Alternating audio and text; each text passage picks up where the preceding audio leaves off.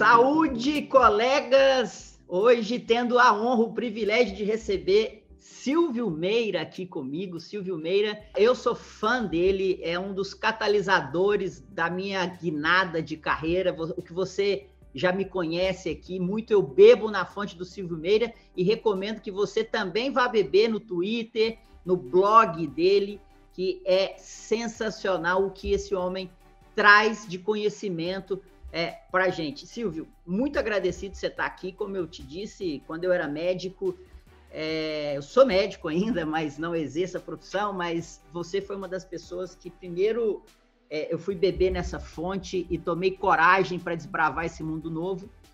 E estou desbravando ainda, Silvio, mas estou muito feliz e satisfeito com a postura que eu tomei. E foi você quem uma das pessoas que me desafiou para isso. Então, é uma honra receber você aqui. Eu queria que você contasse, para quem não te conhece, um pouquinho do seu background, Silvio. Conta rapidinho quem é o Silvio Meira, por favor. Márcia, é um grande prazer estar aqui com vocês todos aqui hoje, né? Hoje, não só hoje, mas espalhados pela escuta do podcast. Eu sou um engenheiro eletrônico, formado numa época que se usava cartão perfurado para programar computadores e colocar dados na memória deles. Eu me formei em 77 pelo ITA, em engenharia eletrônica, e uma das primeiras turmas que começou a trabalhar com sistemas digitais compactos, né? Eu sou da primeira turma, talvez, que tenha usado microprocessadores, que surgiram exatamente quando eu estava fazendo graduação. Depois eu fiz um mestrado em computação. Durante a minha graduação, eu já tinha decidido que eu ia fazer software, fiz esse mestrado em computação na UFPE, depois eu fiz um doutorado em computação, numa área que na época era estranha, de linguagens funcionais, na University of Kent, na Inglaterra. Voltei, me tornei professor da UFPE, já era, aliás, mas aí entrei na carreira mesmo. Me tornei professor titular da UFPE em 95, na área de engenharia de software. Depois, em 96, eu fundei o César, junto com um bando de gente. Em 2000, eu ajudei a fundar o Porto Digital com outro monte de gente. Em 2006, eu ajudei a fundar a César School. E, desde basicamente 1996, eu trabalho com inovação, usando o digital como plataforma para inovar.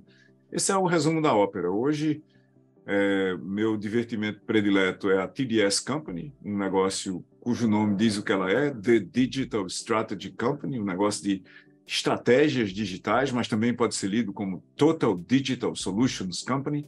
A gente trabalha não só da estratégia digital, figital, como eu gosto de chamar, né? Porque o espaço físico não acabou e porque a gente se prepara muito melhor para intervir no mundo se a gente considerar que ele tem 3 dimensões do ponto de vista de modelos de negócios: a física, a digital, que aumenta e estende a física, e a social, que articula e orquestra o plano físico-digital.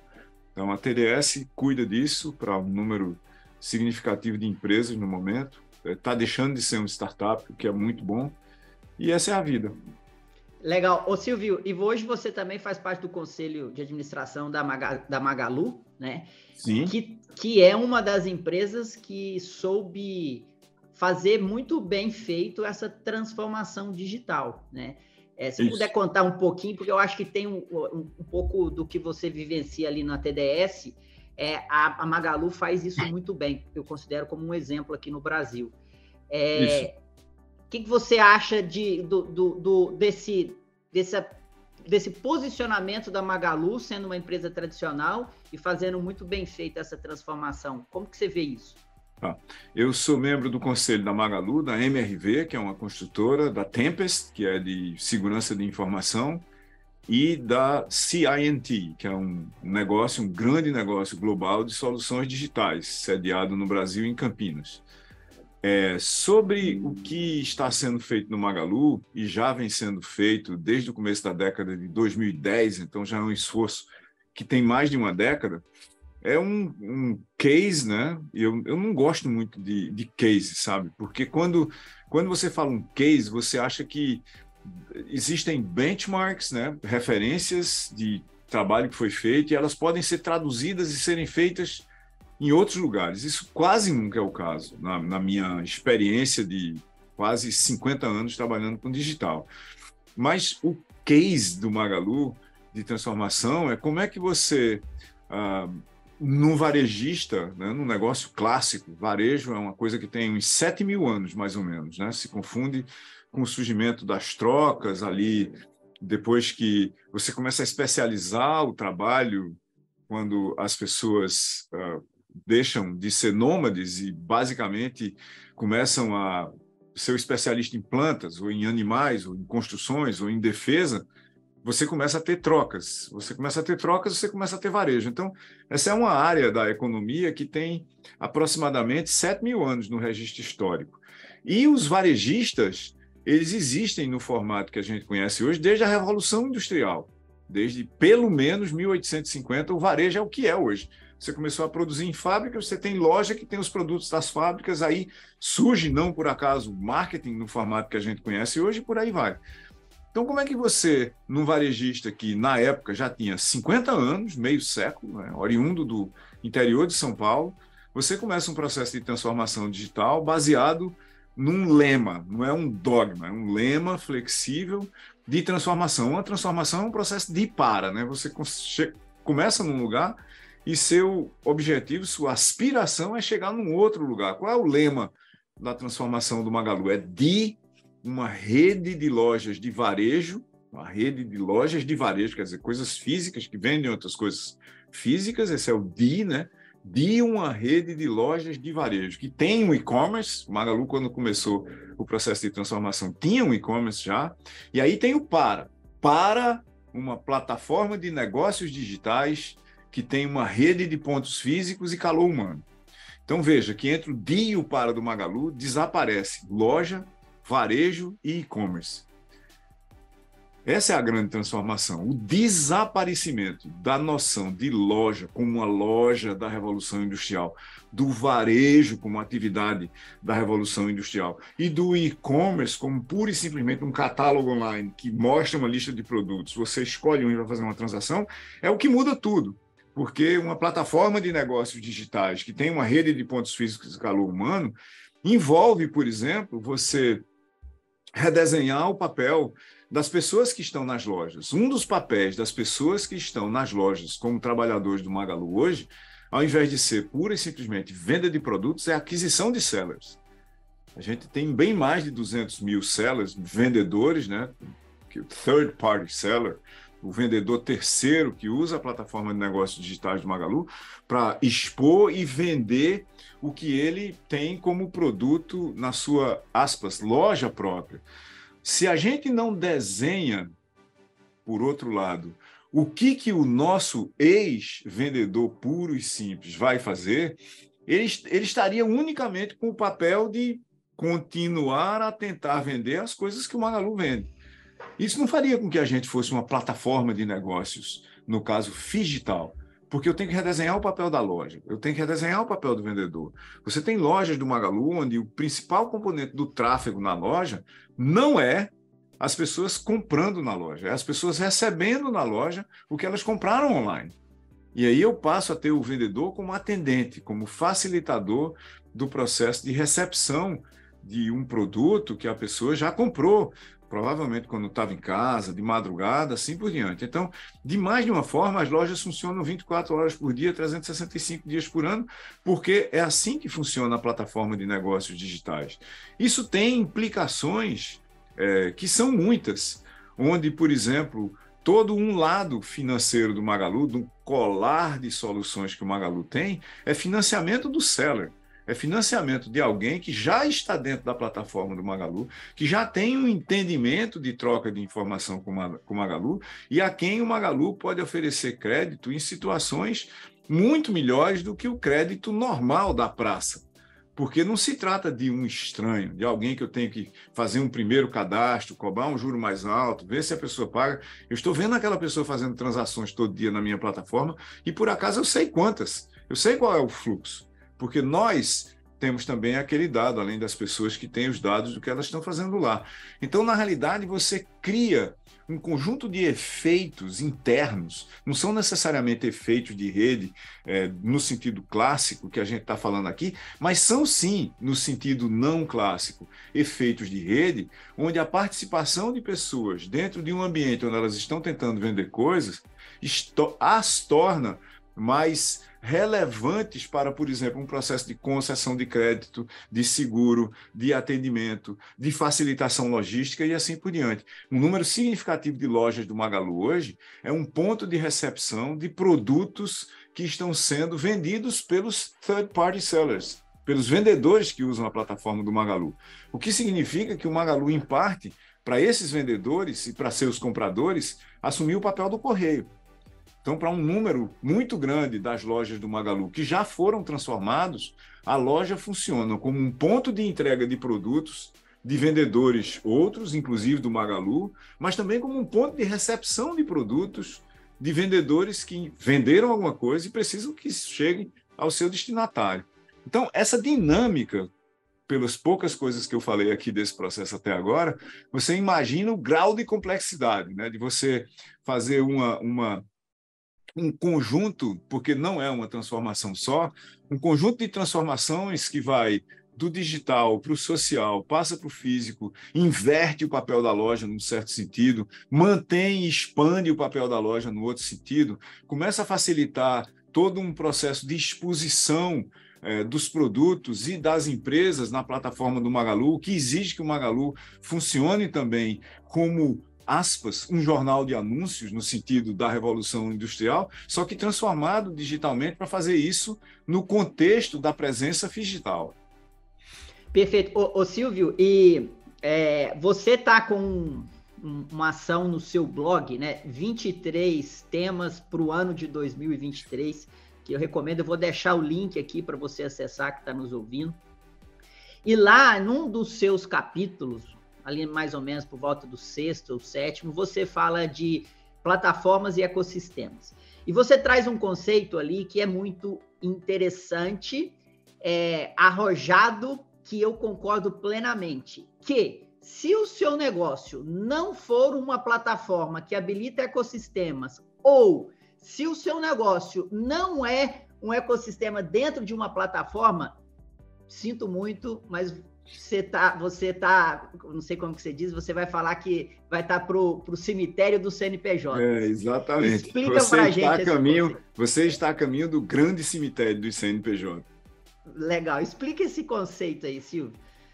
Veja, a noção de plataformas, para começar, não é uma noção nova.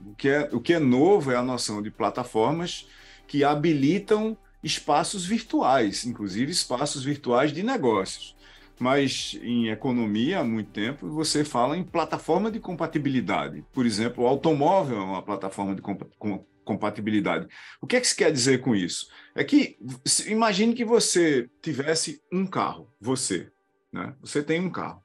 Aí não tem estrada, posto de gasolina, borracharia, não tem sinal de trânsito, você não sabe para onde ir quando você estiver no lugar, as estradas são picadas no meio do mato e assim por diante. Um carro nessa situação, ele não adianta de absolutamente nada. Você tem toda uma plataforma aí que vai até o ponto onde a gente tem carteira de motorista, fiscalização de trânsito, seguro, financiamento de automóvel. Essa é a plataforma de compatibilidade aí. Então, o que é uma plataforma nesse espaço competitivo que tem um ambiente virtual ao qual nós começamos a nos acostumar nos últimos 25 anos? Isso é muito novo, mas é a transformação talvez mais importante, mais impactante, mais relevante da economia, certamente nos últimos 100 anos, eu não tenho a menor dúvida disso. É que, de repente, a gente passou a ter um conjunto de infraestruturas que são mecanismos de armazenamento, processamento, distribuição e comunicação de informação. São as infraestruturas e elas são baseadas em cima de coisas físicas, então você vai ter lá servidores, roteadores, você vai ter processadores de informação, coisas que você liga na tomada que dão choque, né? Se você não tomar cuidado. Em cima disso, você tem serviços, né? Os serviços são normalmente, quando a gente olha para plataformas, eles têm a cara de protocolos, né? Então, eu tenho um protocolo de entrega de pacotes na internet. A gente usa isso para botar sites, né? Se eu não tivesse HTTP, eu talvez não conseguisse fazer com que o mundo inteirinho navegasse. E isso é um negócio muito difícil, veja, com todas as dificuldades que a gente tem no planeta, a gente conseguiu concordar. A gente tem um protocolo que esteja você onde você estiver no mundo, você põe HTTP, alguma coisa, aparece um site na sua frente. Quem não está por dentro da complexidade de fazer isso, acha que isso é trivial, mas não, é um milagre. É um milagre, primeiro, de um acordo, né? Porque se você olha, né, a gente não conseguiu entrar num acordo depois de... A gente tem a rede elétrica, né, como a gente consegue usar hoje, ela tem 150 anos. Você não tem um padrão de tomada. E a gente tem um padrão de como é que a gente lê um website. Então, isso está no nível dos serviços ali, né? Como é que eu transfiro informação entre partes que vão ver aquela informação da mesma forma. Em cima dos serviços, você tem governança. Então, governança, por exemplo, de Android é totalmente diferente de governança de iOS. O que dá para fazer em um, não necessariamente dá para fazer no outro. Você tem a governança das infraestruturas e serviços da Microsoft. É outra totalmente diferente lá.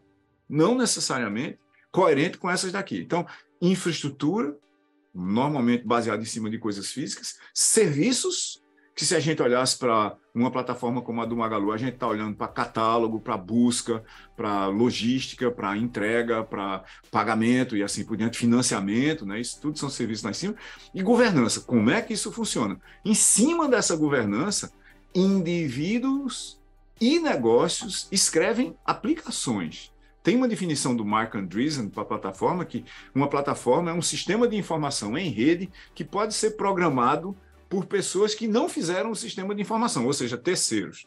E ele adiciona, se não pode ser programado, não é uma plataforma, se não pode ser programado por terceiros.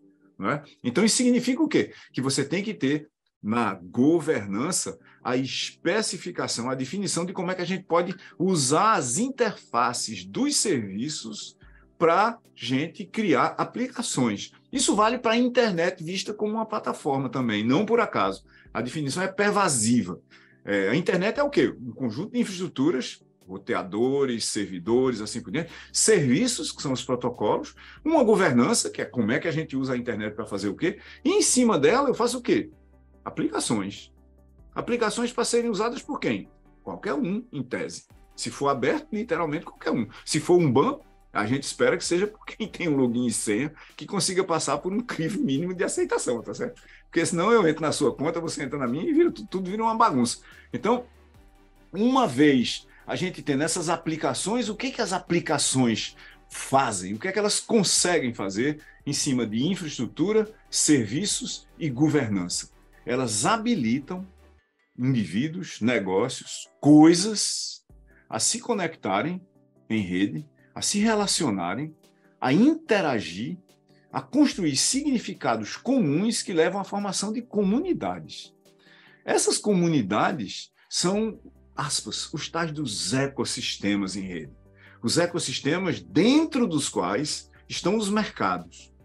E os mercados num movimento de permanente fusão, cisão, atrito, conflito, porque como as plataformas se tornaram fluidas, se eu sou um varejista, o que me faz competir no mercado de finanças é quase pura e simplesmente eu escrever essa funcionalidade.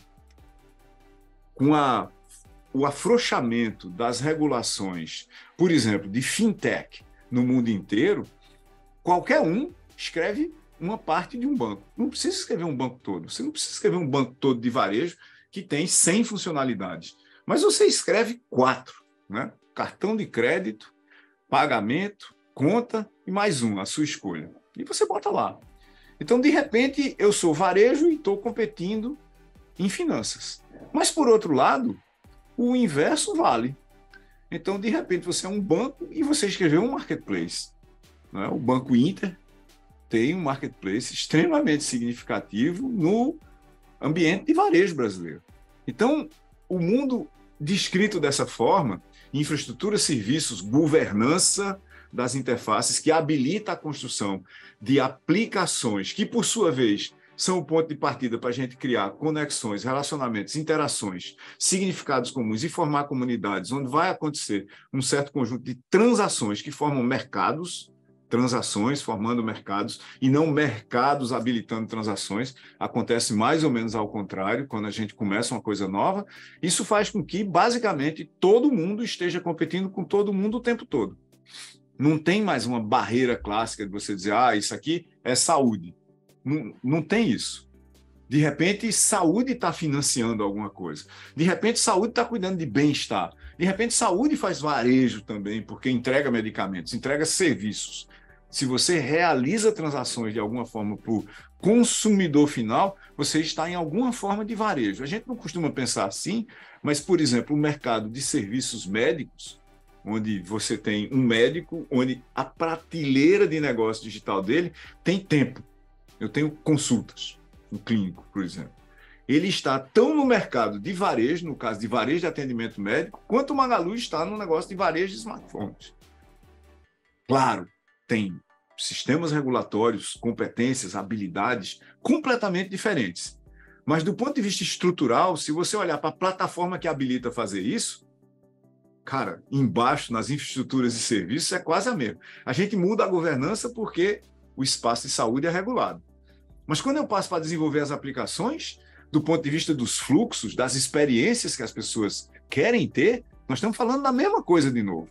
E aí as comunidades que a gente monta são parecidíssimas. E tem leis gerais que valem tanto para o varejo de smartphones quanto para o atendimento médico.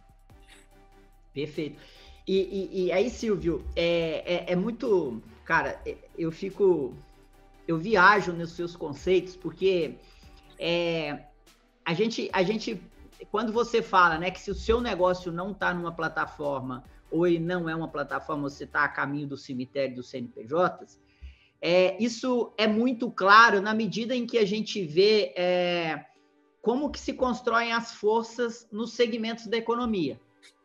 É claro, Silvio, que a gente vai continuar tendo competições e umas empresas vão superar outras e vão ter mais sucesso que as outras, né? Sim. Então, quando você fala o médico que não entender que ele está vendendo consultas como a Magalu vende smartphones, e ele não conseguir colocar o negócio dele num ecossistema de plataforma, Sim. muito provavelmente quem conseguir fazer isso vai drenar o fluxo desses pacientes, desses clientes, e ele vai gradativamente perdendo competitividade até o CNPJ dele fechar. Isso não, a gente não pode prever o tempo aqui, quanto tempo que isso vai acontecer, mas que é o caminho lógico, é isso que deve acontecer.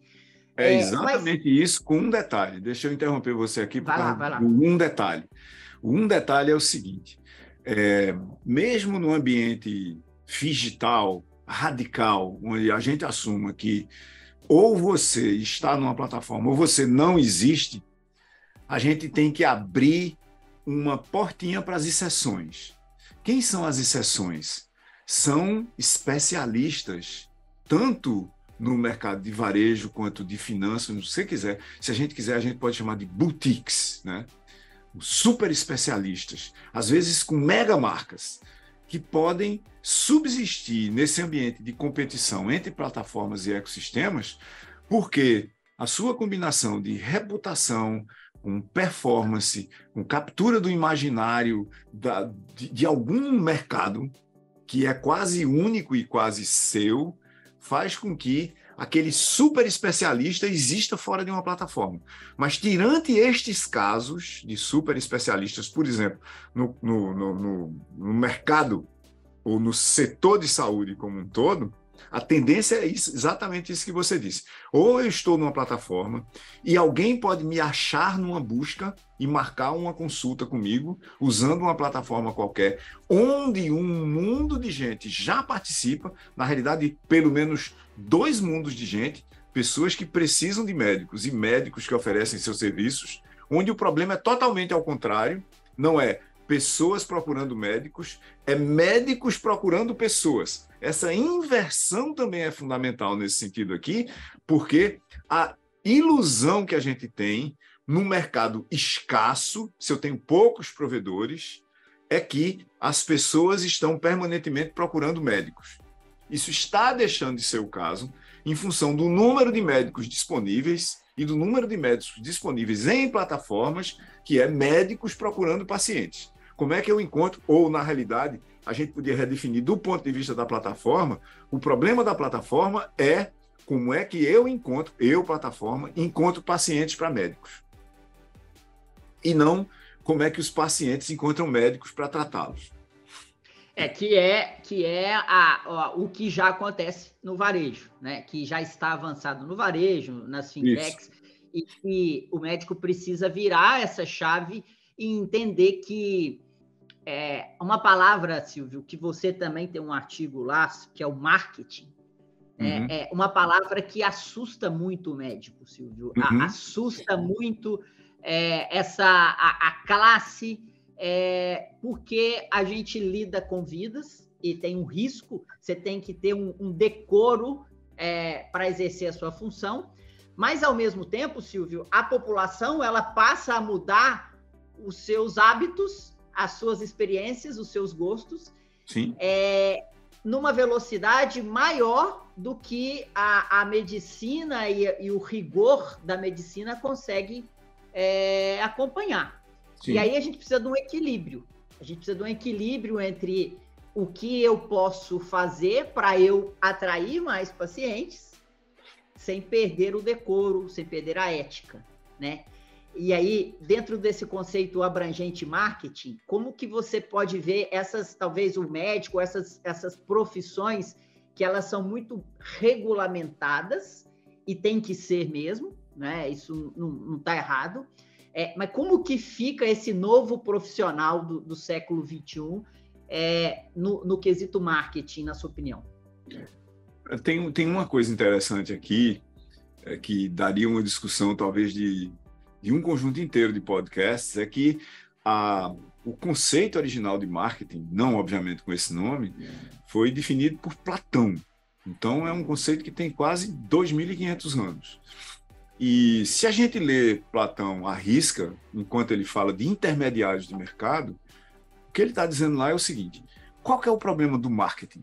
Para qualquer marketing, de qualquer coisa, em qualquer setor da economia, é descobrir, provocar, criar e satisfazer as necessidades das pessoas como clientes.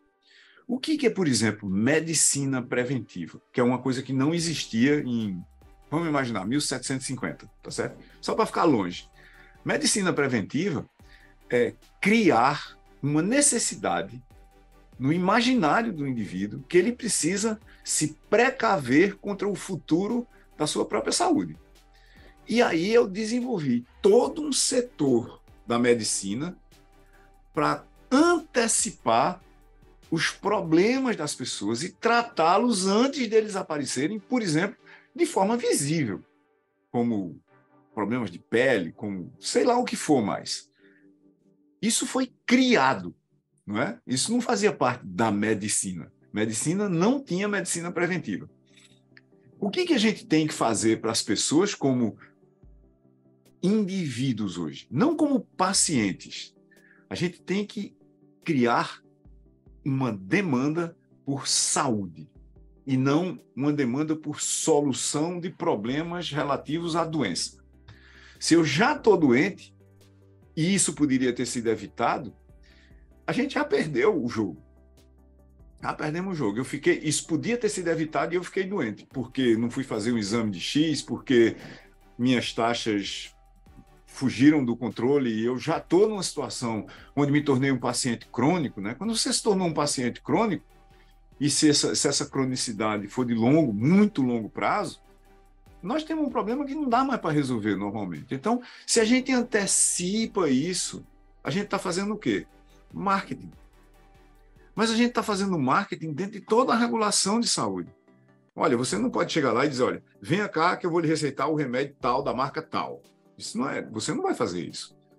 Mas também você não tem um espectro muito grande de soluções de saúde para certas condições, concorda? Se eu tiver uma condição de saúde X, um pré-diabetes, você só tem um certo conjunto de coisas que você pode fazer comigo. Exatamente. Você pode dizer, olha, você vai ter que comer melhor, você vai ter que se exercitar mais, você vai ter que tomar uma dessas 4 coisas aqui. No seu caso, eu, médico, vou escolher esta, que é a mais apropriada para o seu caso. Se eu for um paciente que pergunta o que é meu caso, né, eu vou dizer, mas por quê? Aí você vai ter que me dar uma aula sobre por que eu vou tomar A e não B, C ou D, concorda? Sim. É exatamente isso que vai acontecer. Isso é marketing. Totalmente. E aí, nesse caso, é o marketing que a gente faz na rede, né? Quando a gente olha para plataformas e ecossistemas, tem um pensamento que é quase ubíquo aí, que é você faz marketing para uma pessoa. Como eu tenho dados e um volume muito grande de dados, se eu for à plataforma, eu tenho dados em primeira mão, a pessoa que está lá entregou os dados para mim, se eu tiver um mínimo de competência, eu não vou fazer um anúncio genérico de qualquer coisa. Eu sei com quem eu estou falando. Eu vou falar com aquela pessoa especificamente, ou com um grupo muito pequeno de pessoas. O marketing deixa de ser uma estatística de um segmento. Olha, 75% das pessoas que têm tal faixa de idade, que moram em apartamentos perto da beira-mar, não sei o que lá, fazem ou precisam disso, ou demandam aquilo. Eu estarei falando com uma comunidade que eu sei geograficamente onde ela mora. Eu sei fisicamente o que é que ela faz, se ela se exercita, se ela não se exercita, assim por diante. Nós temos dados para isso hoje. E nós não sabemos usá-los. E dá para usá-los com todos os limites das leis de proteção, de privacidade, de identidade, de segurança de informação, dá para usar isso para você atender melhor as pessoas. Platão, o que a gente precisa fazer? A gente precisa criar, entender, habilitar as pessoas a terem suas demandas, suas necessidades satisfeitas por um agente de mercado, por um tipo de agente de mercado, que na maioria dos casos, não, no caso de saúde, não é só o médico. Tem um ecossistema que tem que funcionar para dar certo. Perfeito.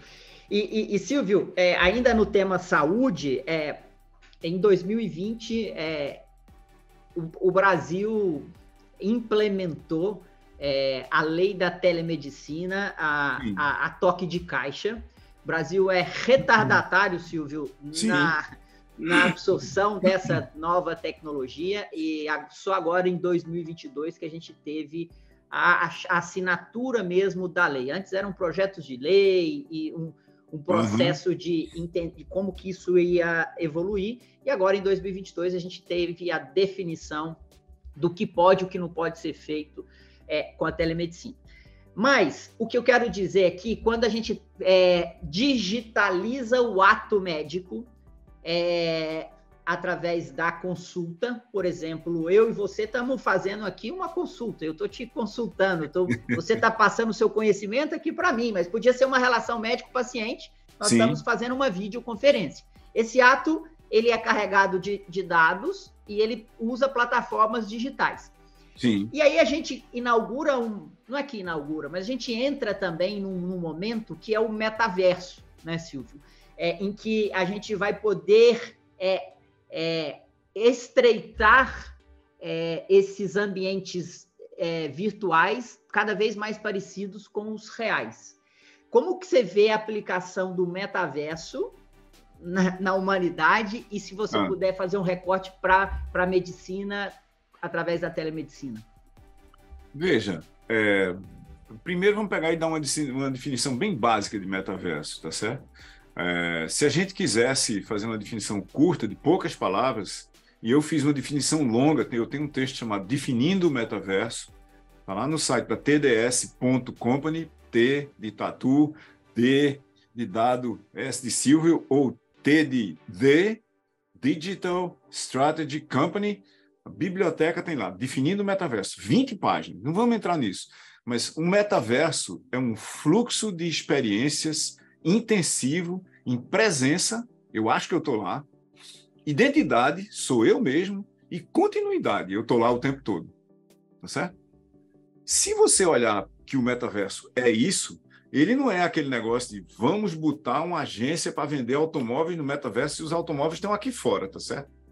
Era muito mais como é que eu virtualizo o automóvel como um todo e tenho um gêmeo digital dele. Isso vai ser importante para a nossa conversa sobre medicina. Como é que eu tenho um gêmeo digital de um automóvel e eu consigo realizar operações nesse gêmeo digital, que é um ambiente de simulação, que corresponde, do ponto de vista de dados, para o entendimento de sua funcionalidade, de seu funcionamento, ao objeto que está no espaço físico. Tá? Como é que eu faço com que essas duas coisas interajam de forma aditiva, sem uma necessariamente destruir a outra? Como é que eu uso uma para entender a outra? Como é que eu uso uma para acionar a outra? A indústria está na frente nisso, inclusive a indústria de saúde, você tendo tomógrafos que estão parcialmente nas fábricas também. Então, tomógrafo no hospital, na clínica de imagem, e esse tomógrafo está representado numa simulação dentro da fábrica, e eu sei o que é que está acontecendo com ele aqui fora. E esse aqui fora é o nosso mundo físico. Né? Não existe, filosoficamente, uma oposição entre o mundo real e o mundo virtual. O que existe são antípodas que são ou concretos, eu pego fisicamente e bato na coisa aqui na minha mão, e eu sei que ela existe por causa dos meus sentidos, e o abstrato, concreto e o abstrato. Eu posso ter uma abstração desse smartphone que está na minha mão aqui, se ele tiver, aspas, lá no metaverso. Beleza. Essa interação que a gente está tendo aqui agora, que parece com telemedicina, e na realidade é uma teleconversa, né? É uma teleconversa, ela é o primórdio do que poderia ser o metaverso em saúde. Porque se fosse mesmo o metaverso em saúde, eu estaria parcialmente instrumentado com sensores de pressão, de batimento cardíaco, que daria para inferir um eletrocardiograma, com outros sensores de biologia, por exemplo, de bioquímica, que dariam para você ver como é que meu sistema bioquímico, chamado também de organismo, está funcionando agora, para a gente poder conversar como se você estivesse vendo na sua sala, daqui a 2, 3 mil quilômetros, um gêmeo digital de mim, pessoa física, pessoa concreta. Se você tivesse essa abstração e estivesse vendo ela aí agora, a gente teria uma conversa muito mais sofisticada numa teleconsulta, num teleatendimento, que, aliás, é uma parte da conversa. Né? De repente, eu tenho uma pessoa que está num tomógrafo a 5 mil quilômetros de distância de um especialista, um ultra especialista, que talvez seja a única pessoa que é capaz de dar aquele diagnóstico. O especialista não precisa mais estar casado com a máquina que ele está usando para capturar os dados. Por quê? Porque a gente consegue botar os dados na rede. Se a gente tiver um metaverso, a gente consegue, aspas, ter uma simulação razoável da realidade concreta numa realidade abstrata. Não é abstrair a realidade purissimamente. O concreto e o abstrato são reais. O que eu preciso é abstrair o concreto para o abstrato para ele poder ser manipulado por qualquer um em qualquer lugar. Melhor ainda seria se você pudesse fazer o seguinte, na sua parte abstrata da realidade. Você ir lá e mexer num ponteiro e dizer, eu quero que essa glicose baixe para cá. E aí, mais ou menos ao mesmo tempo e por um período de tempo, um conjunto de agentes agiria sobre mim e começaria a baixar essa glicose. Aí sim, a gente vai ter metaverso na saúde. Enquanto a gente não tiver, e disser, olha, nós temos um ambiente virtual onde, já imaginou, por exemplo, na proposta atual de Meta, né, você tem um ambiente virtual para um médico se encontrar com o paciente e ele só tem torso. Não tem nada da cintura para baixo. Aí a pessoa tem um problema numa perna.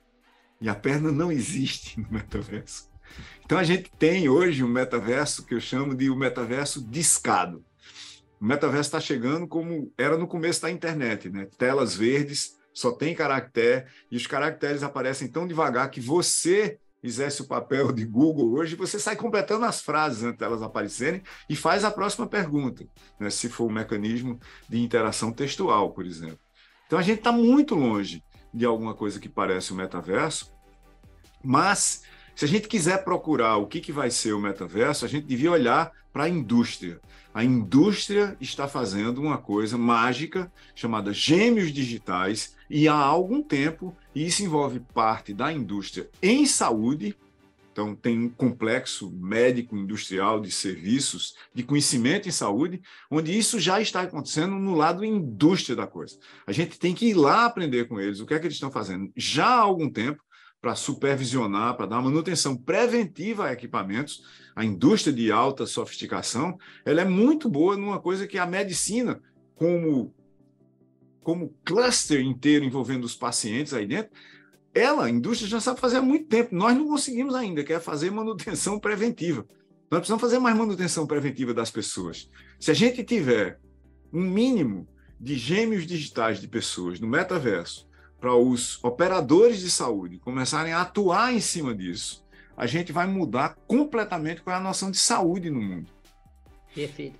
E por estar, ô Silvio, na era do metaverso de escada, ou seja, na versão 1.0, isso não desqualifica e não deve ser, da nossa parte, um olhar que isso não vai evoluir ou que não vá para isso, né? Porque eu vejo muitas pessoas, assim, por não estarmos ainda na versão 1.0, não acreditar ou desfazer do método ou não colocar a devida importância e se preparar para isso, né?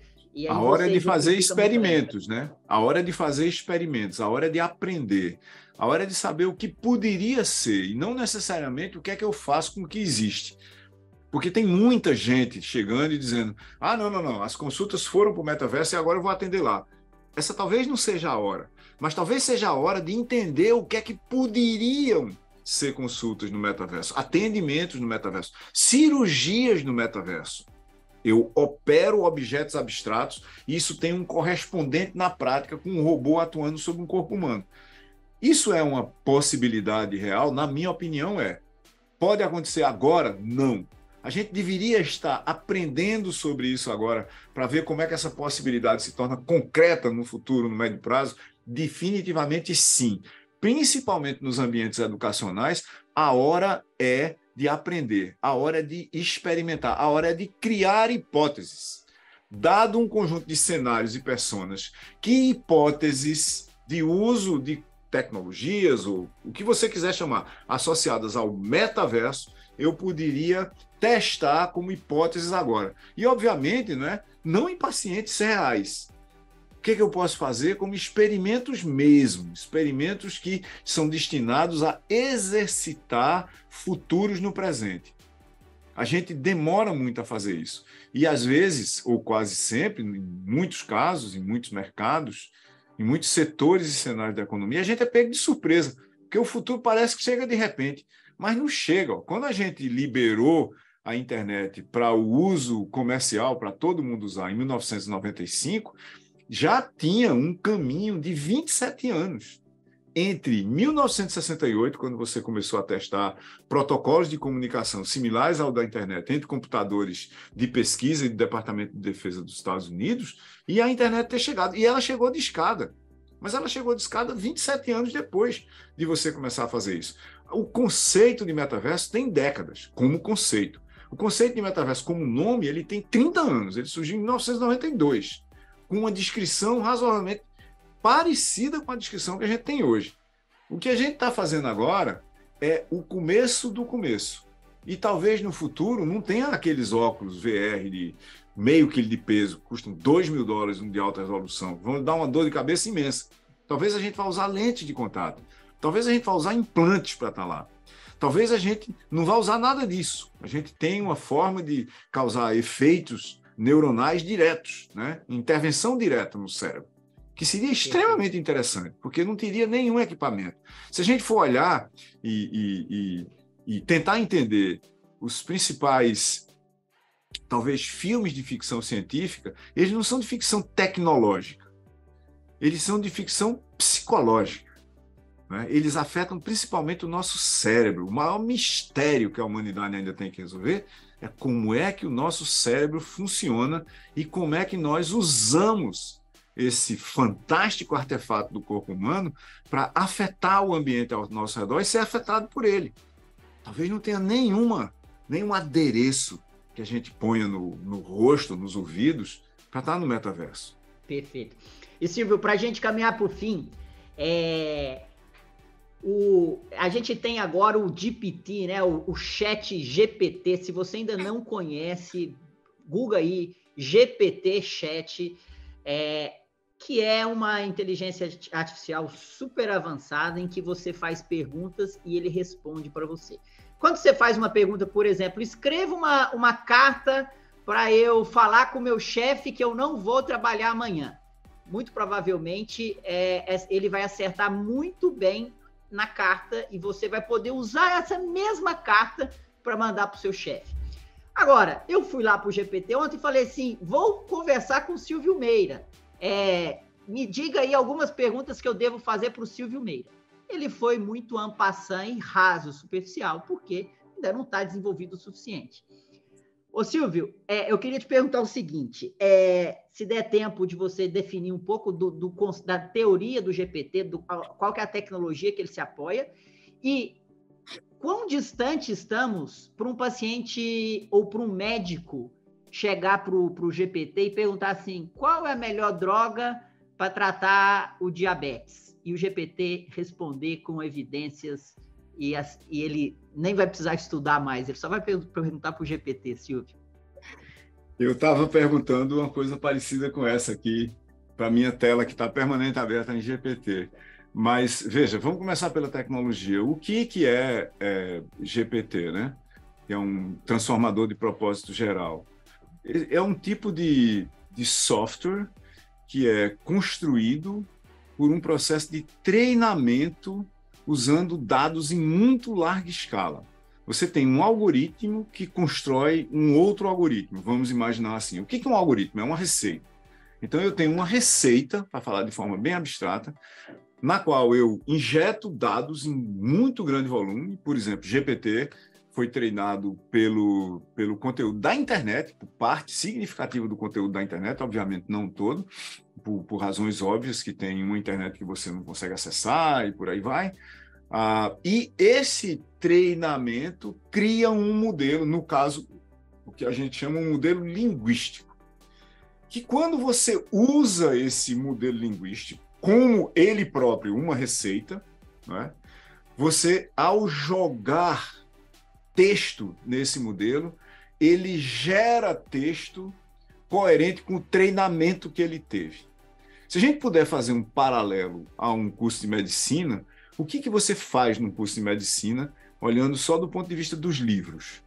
Você joga livros para o seu cérebro, certo? Certo. Vai entregando livros e livros e livros e livros, aquele livro de anatomia que pesam 6 quilos cada um, você vai jogando aquilo para o seu cérebro. O seu cérebro vai sendo programado por aqueles livros, a combinação de texto com imagens e assim por diante. Em particular, nesse processo, o seu cérebro faz uma coisa que esses modelos não fazem, que é o seu cérebro já sai fazendo perguntas. Eu olho para um texto de uma página de um livro de anatomia, de medicina, e eu tenho um bocado de perguntas sobre aquilo, porque eu sou uma pessoa sentiente, eu tenho literalmente um sentimento do mundo ao meu redor. Eu já vi um sapo dando um salto, né? Dando um pulo, e eu fico imaginando, naquele contexto particular que eu estou lendo sobre os músculos das pernas, como é que funcionam os músculos do sapo para ele dar, ou de uma lagartixa para ela ficar pregada no teto, né? Muito bem. Então, no caso dos modelos linguísticos, vamos começar de novo aqui. Você pega texto da internet, coloca num algoritmo que gera um conjunto de padrões, aspas, aceitáveis para aqueles textos que você tirou da internet. Se você jogar texto que o algoritmo nunca viu, ou uma pergunta, por exemplo, que ele pode até ter visto, de como é que eu faço uma anamnese de diabetes?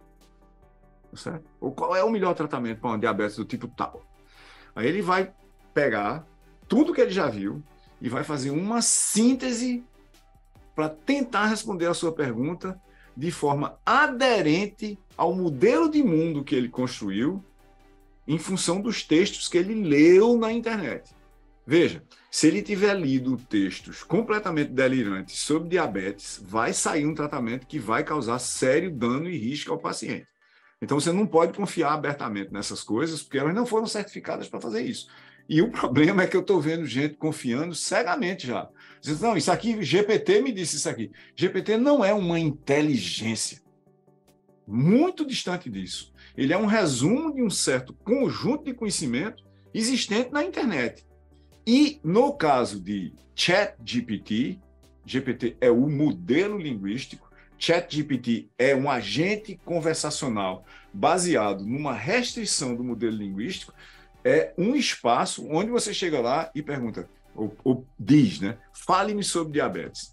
Aí ele vai lá e diz. Aí você, dentro de um chat, né? O chat cria um contexto e diz, me dê as 5 principais características de uma pessoa que terá diabetes. Aí ele vai lá e chuta um bocado de coisa de novo. E você vai tendo essa conversa.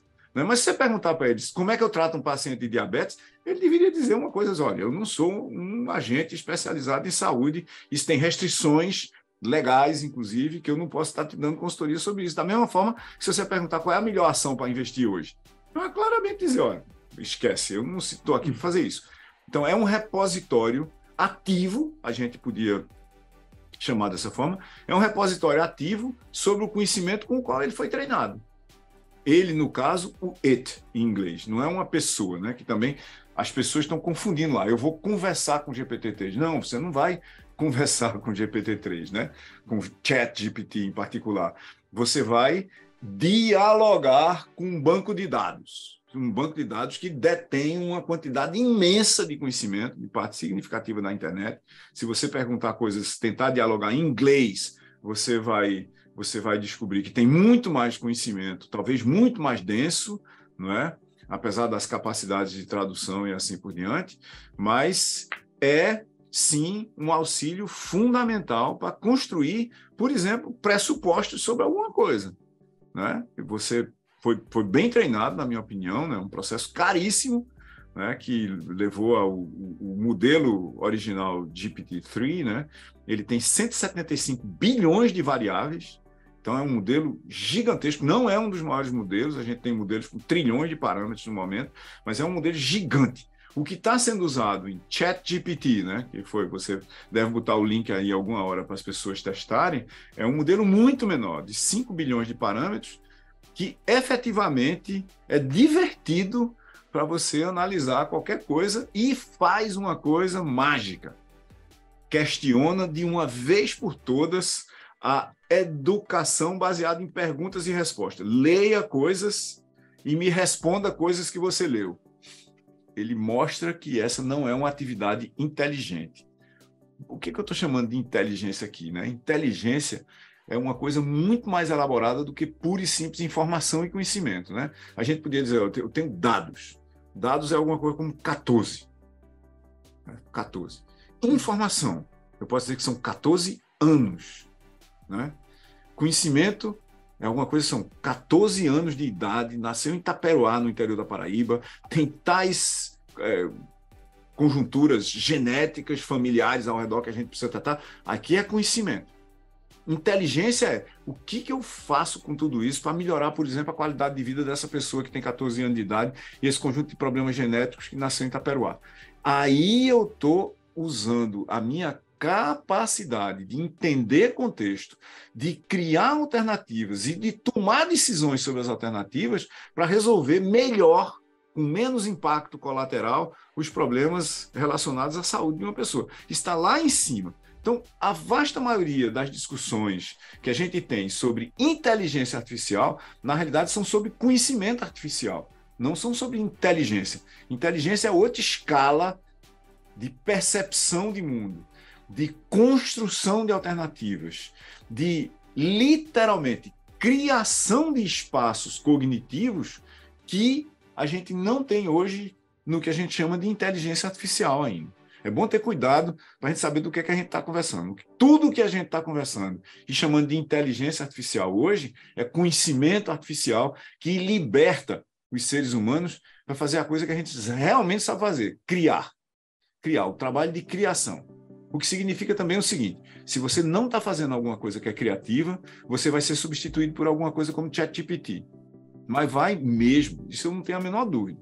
Então, procurem coisas que são criativas. O que significa, por exemplo, no caso de um cirurgião, que ao invés de pura e simplesmente ser a pessoa por trás dos manipuladores de um robô de cirurgia, no médio prazo, ele ou ela tem que passar a escrever os protocolos da cirurgia. Porque quem vai operar não precisa ser um cirurgião, pode ser um técnico. Né? Eu não preciso de alguém extremamente elaborado, com 6 anos de medicina e mais 10 anos de residências muitas, até chegar num certo nível de especialização, para simplesmente guiar um robô para ele fazer uma cirurgia. Eu tenho certeza absoluta que os cirurgiões do futuro escreverão o código da cirurgia. E quem operará serão técnicos. Pessoas que simplesmente vão guiar o robô e, eventualmente, vão chamar o cirurgião. Diz, olha, encontrei uma coisa aqui que não está no protocolo. E o protocolo vai ser cumprido por um robô. Isso é óbvio. Perfeito. E, ô Silvio, sensacional. Muito obrigado pelo seu tempo aqui. Sou seu fã. Eu vou deixar os links todos aqui. Sigam o Silvio Meira, @SRLM. No Twitter, ele posta muito no Twitter. Eu sigo, e todas as notícias, toda vez que ele posta, eu sou notificado. O blog dele é um MBA. É um MBA. Se você for lá ler, você tem um MBA gratuito.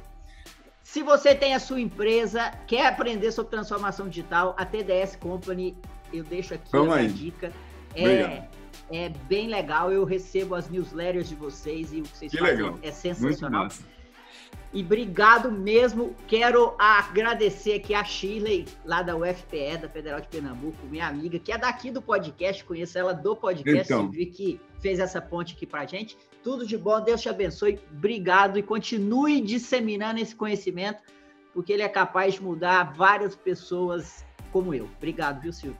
Legal, Lourenço, muito obrigado pelo convite, muito obrigado pela conversa, pelo estudo que lhe levou a você fazer essas perguntas extremamente coerentes com o podcast e com as coisas que eu, assim, poucamente sei tratar, não necessariamente responder, mas saio daqui provocado também para pensar mais coisas. Obrigado. Até a próxima, muito obrigado. Até a próxima, Lourenço. Até mais. Bye, bye. Tchau, tchau.